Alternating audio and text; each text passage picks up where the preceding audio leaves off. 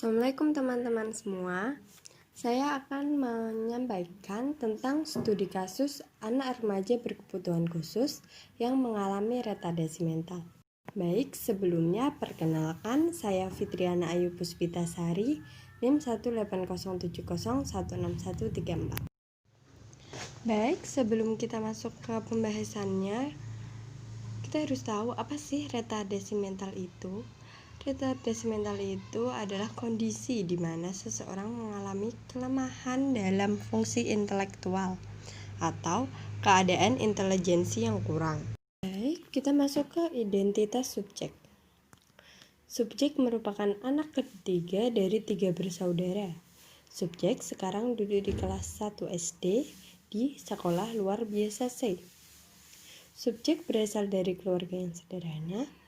Ayahnya bekerja sebagai guru SMP dan ibunya berjualan sembako. Menurut hasil pemeriksaan, subjek dinyatakan memiliki IQ 48 menurut skala Binet dan termasuk dalam kondisi retardasi mental sedang. Baik, selanjutnya kita masuk kepada penyebab. Retardasi mental subjek ini disebabkan oleh faktor behavioral yaitu infeksi dan keracunan. Di mana saat ibu subjek mengandung subjek pada usia kandungan 3 bulan, ibu subjek mengalami kejang setelah mengkonsumsi obat mual sebelum makan dan diberikan obat anti kejang setelah itu. Kejadian tersebut dapat meningkatkan permasalahan serius saat kehamilan, termasuk terjadinya retardasi mental pada bayi. Baik, dengan subjek mengalami retardasi mental sedang atau memiliki IQ di bawah rata-rata yaitu 48. Subjek di sini mengalami ketidakmampuan dalam belajar. Di dalam proses belajar tersebut, subjek tidak mampu mengenali huruf, angka, dan warna, sehingga ia tidak dapat menulis maupun membaca. Selain mengalami ketidakmampuan dalam belajar, subjek juga mengalami hambatan pada area kemampuan adaptifnya. Misalnya pada area komunikasi. Ketika berbicara, subjek terlihat gagap dan melakukan pengulangan pengucapan kalimat. Serta ketika diajak berbicara, ia hanya mampu menjawab pertanyaan seputar apa yang sedang ia lakukan. Yang kedua yaitu pada area memelihara kesehatan dan keselamatan diri. Pada area ini, subjek kurang mampu melakukannya.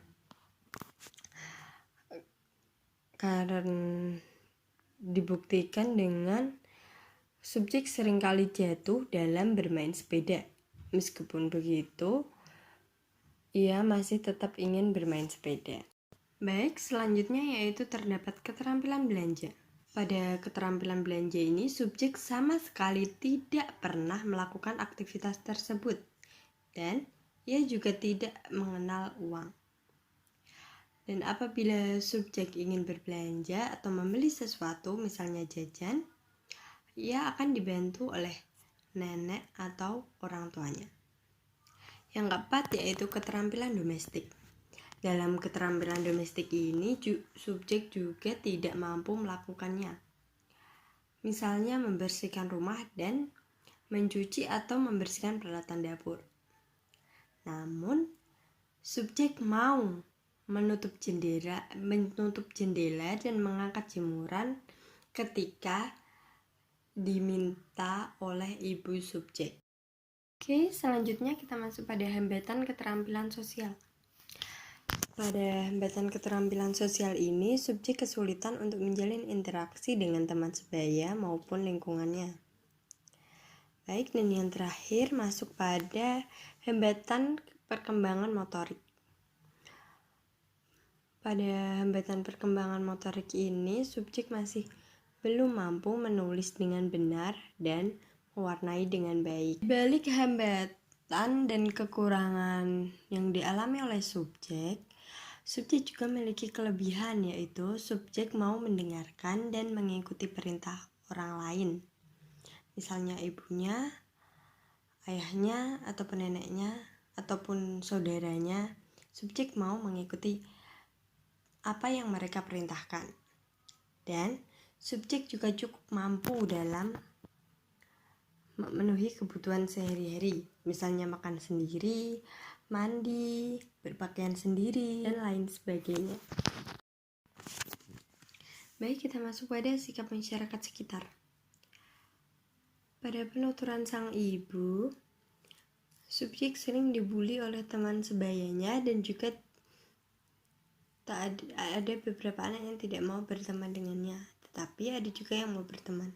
Sedangkan masyarakat sekitar juga sering membicarakan tentang kondisi subjek. Tetapi beberapa orang lainnya ada yang mendukung dan menguatkan orang tua subjek, memberi semangat juga. Baik, kita masuk kepada penanganan. Subjek di sini dirawat oleh orang tuanya sendiri karena subjek dirasa bisa mandiri dalam melakukan hal-hal untuk kebutuhannya sendiri. Dan orang tua subjek juga berkonsultasi dengan psikolog tentang perkembangan anaknya. Kita masuk kepada pendidikan. Awal mulanya subjek bersekolah di sekolah biasa karena orang tua subjek tidak tahu jika anaknya mengalami retardasi mental. Hingga subjek tidak naik kelas selama 2 kali dan merasa kesulitan dalam pembelajaran. Akhirnya orang tua subjek meminta psikolog untuk melakukan tes IQ dan diketahui bahwa subjek mengalami retardasi mental sedang dan akhirnya subjek dipindahkan di sekolah khusus untuk retardasi mental atau sekolah luar biasa.